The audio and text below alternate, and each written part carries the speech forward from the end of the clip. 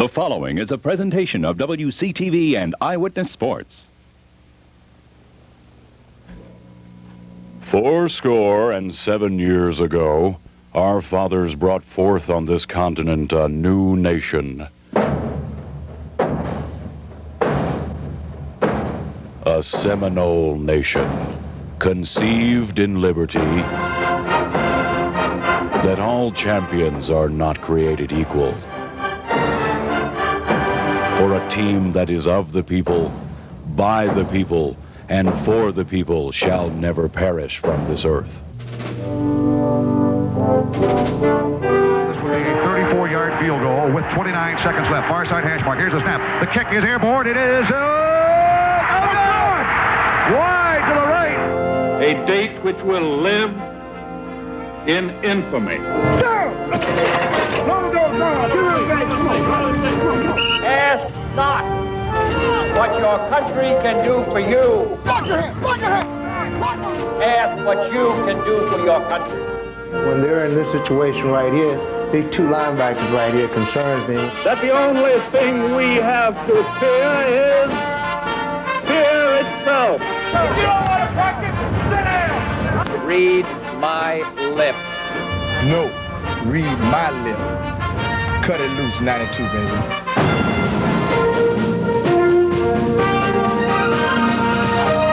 WCTV Sports presents Campaign 92, Road to the White House. Sports Director Scott Atwell reports from the convention floor right after this.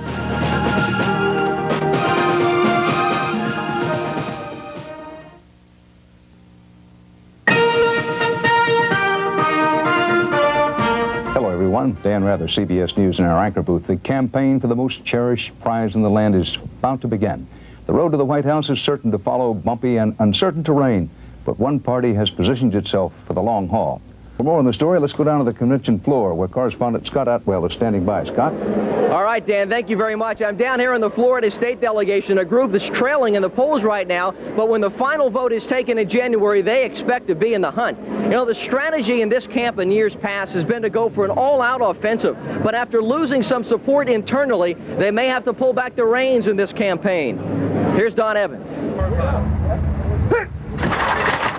The inside players, the front line, the basis of any offensive campaign. They had hoped to follow George Bush's lead by putting a Baker at the head of their campaign. For Bush, it's James. For Florida State, it was supposed to be Robbie. But on the last day of two-a-days, he injured his left knee. One of only two seniors in the line was gone. But No, it just opens up another door and an opportunity for Clay Shiver, and Clay had all the reps this spring at center as the #1 center, so, you know, fortunately we had that experience behind us. the one senior who's left, Robert Stevenson, it'll be up to him to show the way to a campaign staff that includes delegates who are barely old enough to vote themselves. I was thinking, you know, I'm going to have to take on a lot more of the leadership responsibilities, I feel like, with the young line. And, you know, just kind of bring them together, you know, because everybody was kind of devastated when found out, you know, he was hurt that bad. Fortunately, the line's running mates are in much better shape. It's time for Sean Jackson to step up and be counted after he proved himself in the Cotton Bowl. I think that was the start of something new for me. I think the fans have a lot to expect from me. I have a lot to show for them. We keep a broken tackle chart, and he had the most broken tackles last year of any of our backs. And being 220 plus, that has a lot to do with that. And if for some reason Jackson can complete the 92 campaign, Tiger McMillan is waiting in the wings. Marquette Smith had figured in the picture, but he's decided to redshirt. At tight end, the delegation is small. Lonnie Johnson is the starter, and a good one. But it's so thin that fullback William Floyd will see some time there. Talent, yes. Experience, no. Kind of like last year. Remember last year, we were in that same situation. They had some experience, but they had never been tested in the game. So we had to take step by step. Among the receivers, a salute to youth and experience. Only one senior among them, but they had a chance to gain some valuable experience last year, and I think that's the key. They knew how to work all along. but you can't substitute the experience, the game experience. And just about everybody got experience. Matt Fryer, Kez McCorvey, Kevin Knox, and there's that Baker name again, not James, but Shannon Baker. He's practiced hurt with a bruised sternum and lower back spasms, but he has the campaign promise, a promise of no dropped passes. What we're going to do for the Seminole fans is we're going to make sure when they come to the games and sit up in those seats and come watch Florida State play, that the receivers that they pay to come watch are going to be on their best behavior, and we're going to do what we need to do to win the ball game. So the delegates are set, the offensive platform is in place. What about the candidate to lead the party? Randy Ruditz has a close-up look at Charlie Ward. Ward is the one person who can honestly claim election victory. The junior out of Thomasville was elected vice president of the FSU student body in the spring. He now undertakes a most difficult campaign promise. You know, if you put pressure on yourself, then you're setting yourself up for failure. Indeed, pressure may be a political ally of Ward's. Look at his track record from high school quarterback at Thomas County Central to his pivotal role in helping FSU basketball achieve national prominence. Ward has been up to the task. When Coach Biden came here, sitting right in this room here, he said, "Are you patient, Charlie?" Junior said he was patient. But now the wait is over. It's time for Charlie to step forward and live up to his potential as the most physically talented quarterback ever to play the position at Florida State.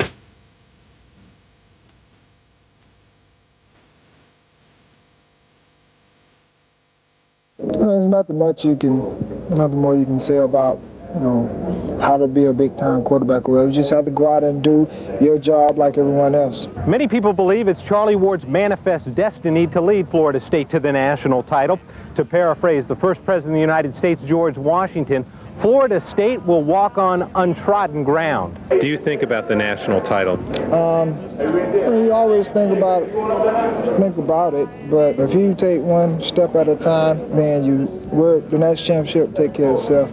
So blow, blow, Seminole wind, blow like you're never gonna blow. When he was born, I took my wife a little flower there with the football in it, so evidently he had to be a football player. Blow from the Okeechobee all the way up to me. Would you think a kid like Charlie that plays football and comes out of football in 3 days, goes out for basketball, plays against the #1 basketball team in the nation, plays against North Carolina at North Carolina, plays on national television, goes to the foul line with a one-on-one to win a game, and do what he did? I don't think pressure works with Charlie one bit. Coming up next, taking the message to the people.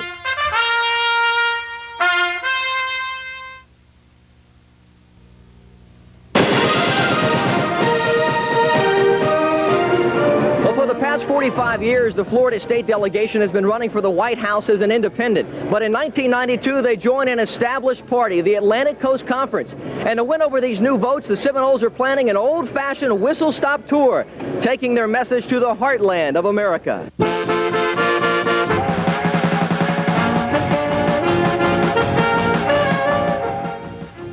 The guy that we would study and try to see what he could do is no longer there, unexpectedly. Now, it works bad for them, too, because all of a sudden they lost a quarterback that got nearly all the snaps during spring training. So the uncertainty is there for us. The inexperience is there for them. It's down in a valley, Death Valley they call it, so therefore the noise doesn't escape. Very loud, can't hear yourself talking. That's one of the big advantages they have in playing there. They play possessed also in their home stadium. That could be one of the toughest situations that you're going to face going into the season, in the fact that you're coming off the Clemson ball game. You better be careful next week going into Raleigh and trying to beat North Carolina State, because that's a perfect trap situation. There's no reason we should lose the ball game, but that's the way upsets occur. And so our job is to keep our kids at a level that they'll go out and play as good as they can play to beat Wake Forest. You can't say too much about that one. That's definitely biggest game on the schedule. I don't care who you got on there. Miami at Miami, nobody's done it in 49 straight ball games. And so we know our work's going to be cut out there, but one of these days it's going to happen. One of these days they're going to make that quantum jump. I mean the jump from being just pretty good to all of a sudden a champion. They have that kind of potential at North Carolina. It's one of those blue chip schools, one that kind of has first shot in the state at the best players. I wouldn't be surprised to see Georgia Tech come back and the Florida State and the Georgia Tech series become one of the newest hot rivalries in the country. If there's anybody in the conference that might win it all, we don't hear that much about, Virginia. Now, the reason is they got so many kids from turning from last year. Plus, they have a tailback, Kirby, that might be as good as any tailback in the country. Big old running back everybody's looking at. He's a very good coach, and so he'll bring Maryland back. Thank goodness we play them in Tallahassee.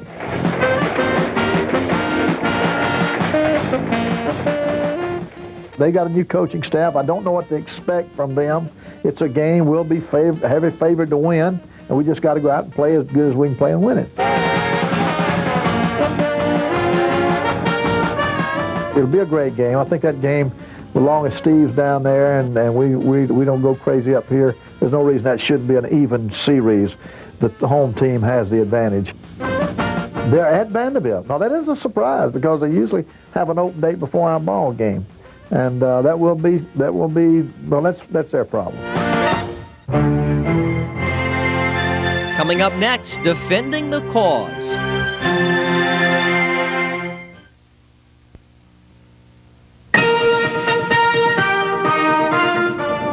Welcome back to the convention floor. You know, the Cold War may have ended, but defense is still very much a part of the platform here in the Seminole Party. And while some are calling for cuts in this area, the Florida State plan calls for defense to be at an all-time high. Here's Randy Ruditz.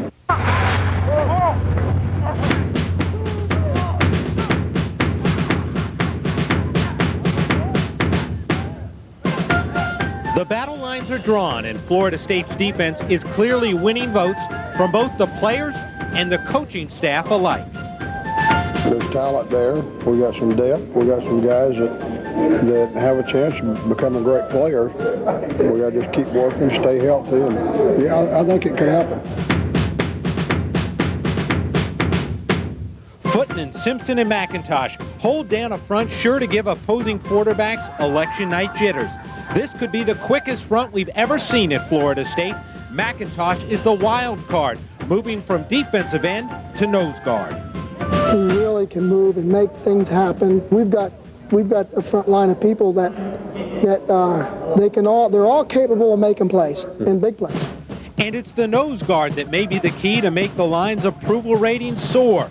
Meanwhile, it's Simpson that's the incumbent sack master with 11 a year ago. He sees no reason that the rest of the defense will not share in the spoils. We got the talent all the way across the board, man. It's people good. They're real good. So there's no reason why we won't be the best defense in the country this year. Maybe the only election buster in this campaign is Dan Footman's knee. But the 280-pounder says that's a non-issue. It's not swelling at all this year. It's like, right now, right at this moment, I'm doing fine. I don't have no problems right now.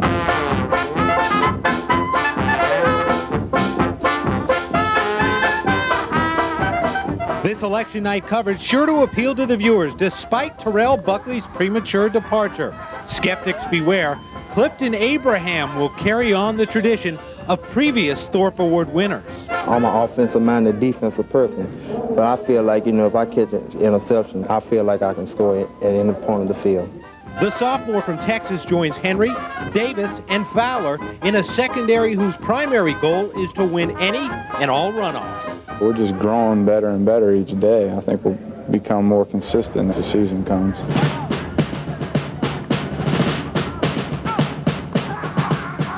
Now to Florida State's defensive platform. Marvin Jones truly is the commander-in-chief, but Ken Alexander, Sterling Palmer, and Derek Brooks are formidable running mates. We're lining up behind Sterling and playing beside Ken and Marvin. it just betters my game, and I think, you know, all around we can have the best linebackers in the nation. All four heavy hitters who like to dictate their policy, whether foreign or domestic. I just got this attitude that everybody owed me. You know, it's just a frame of mind where this man, like someone just took something from me, so like they owed me. This Florida State defense is expected to be one of the best in the country. And when you look for one player to lead by example, you come up with the name Marvin Jones. Don Evans takes a look at the man who carries on Theodore Roosevelt's philosophy of walking softly and carrying a big stick. That's the way Roosevelt said it in the early 1900s. This is the way Marvin Jones states the philosophy. You hit somebody real hard, I mean, your teammates, I mean, it excites everybody. I mean, you can talk all you want to, but I mean, if you ain't hit nobody, it don't matter. And has he hit somebody in his first 2 years at Florida State?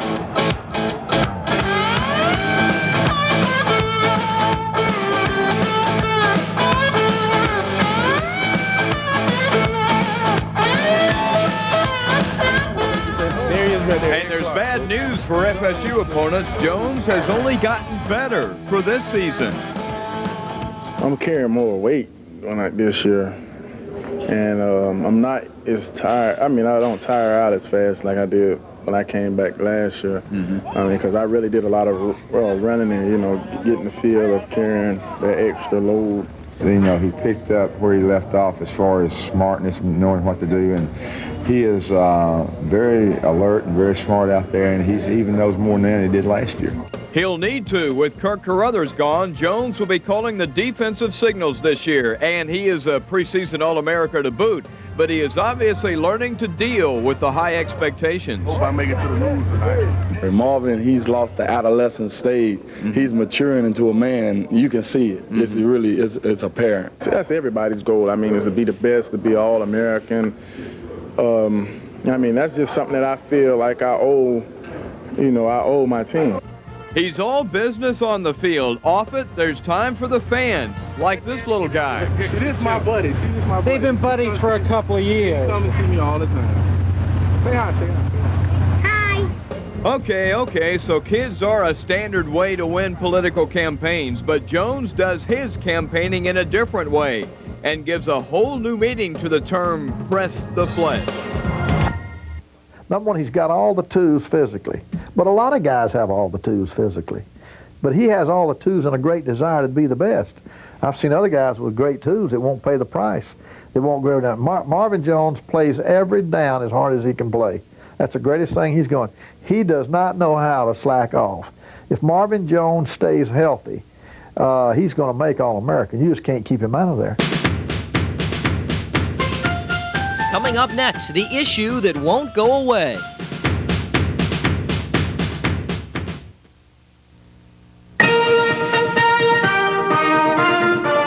Welcome back to the convention floor. You know, in a campaign as important as this, the opposition will enjoy bringing out all of the dirty laundry. And if one issue has kept the Seminole Party from making a trip to the White House, it's been the deficit, the kicking deficit. The party has been mired in this image for years. As we hear from Don Evans, balancing this deficit will be one balancing act.